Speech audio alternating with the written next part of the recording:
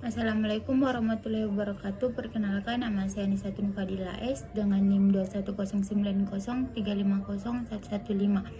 Saya dari kelas manajemen F 2021.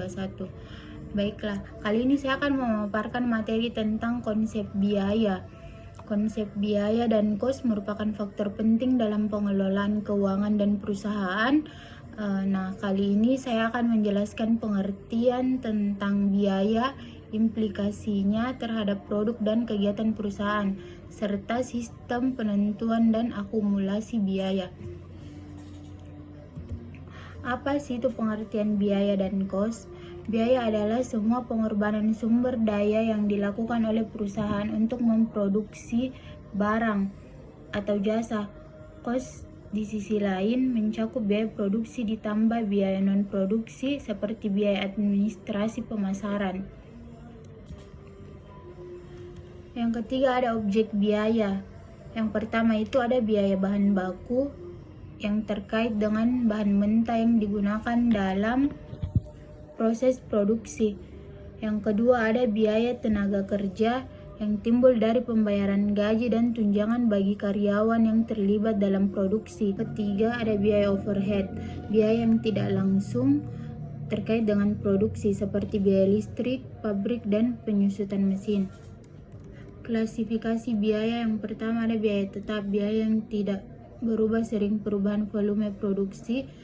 Biaya variabel, biaya yang berubah secara proporsional dengan perubahan volume produksi. Ketiga, biaya semi variabel, biaya yang terdiri dari komponen tetap dan variabel. Yang terakhir ada biaya langsung, biaya yang dengan jelas dapat diatribusikan pada produk atau departemen tertentu. Selanjutnya ada hubungan biaya dengan produk. Yang pertama itu alokasi biaya, di mana metode ini untuk membagikan biaya terkait pada produk atau layanan berdasarkan kriteria tertentu seperti jumlah unit atau jam kerja. Yang kedua ada hierarki biaya, konsep yang mengelompokkan biaya berdasarkan tingkat pengaruh pada pengambilan keputusan manajerial, dari biaya paling rendah hingga biaya tertinggi. Yang ketiga ada driver biaya, faktor yang menyebabkan atau mempengaruhi timbulnya biaya seperti volume produksi, jam kerja, atau jumlah pesanan. Selanjutnya ada hubungan biaya dengan volume kegiatan, yang dimana ada biaya tetap per unit. Jumlah biaya tetap yang harus ditanggung per unit produk akan semakin kecil ketika volume produksi meningkat. Yang kedua ada biaya variabel per unit. Jumlah biaya variabel untuk setiap unit produk akan tetap konstan, tidak peduli volume produksi berapa. Yang ketiga ada persen laba per unit, mengukur profitabilitas per unit produk dengan membandingkan selisih antara harga jual dan biaya per unit. Selanjutnya ada elemen biaya produksi, yang dimana ini ada bahan baku, tenaga kerja langsung, biaya overhead. Jadi bahan baku adalah segala bahan yang terlibat dalam proses produksi. Yang kedua tenaga kerja langsung, gaji dan tunjangan yang diberikan kepada karyawan yang terlibat langsung dalam produksi. Sedangkan yang ketiga ada biaya overhead, biaya produksi tidak langsung seperti biaya listrik, pabrik, dan perawatan mesin. Selanjutnya ada fungsi pokok perusahaan. Yang pertama ada riset dan pengembangan. Ini merancang dan menguji produk baru atau meningkatkan produk yang sudah ada. Produksi mengelola bahan baku menjadi barang jadi atau menjalankan proses pelayanan. Pemasaran mendorong penjualan dan pengenalan produk kepada pelanggan. Keuangan mengelola aspek keuangan perusahaan seperti pengeluaran, pembiayaan, dan pelaporan keuangan. Yang terakhir ada sumber daya manusia, mengelola karyawan dan proses perekrutan. Selanjutnya ada hubungan biaya dengan proses pokok manajerial. Yang pertama perencanaan, menetapkan tujuan, strategi, dan anggaran untuk kegiatan perusahaan. Yang kedua pengorganisasian, di mana struktur organisasi, penugasan, tugas, dan pengaturan sumber daya manusia. Yang ketiga pengendalian, bertanggung jawab untuk memastikan bahwa rencana dilaksanakan sesuai dengan yang direncanakan. Selanjutnya ada beberapa istilah biaya yang sering digunakan dalam rangka melaksanakan fungsi pokok manajerial. Yang pertama ada biaya standar cost. Biaya standar cost adalah biaya ditentukan di muka yang seharusnya dikeluarkan untuk memuat suatu produk atau melaksanakan suatu kegiatan. Yang kedua ada biaya aktual, yang dimana sesungguhnya terjadi untuk membuat suatu produk atau melaksanakan suatu kegiatan. Yang ketiga biaya terkendali. Biaya terkendali adalah biaya yang secara langsung dapat dipengaruhi oleh seseorang manajer tingkatan tertentu. 4. Biaya terkendala. Biaya terkendala adalah biaya yang tidak secara langsung dapat dipengaruhi oleh seorang manajer tingkat tertentu.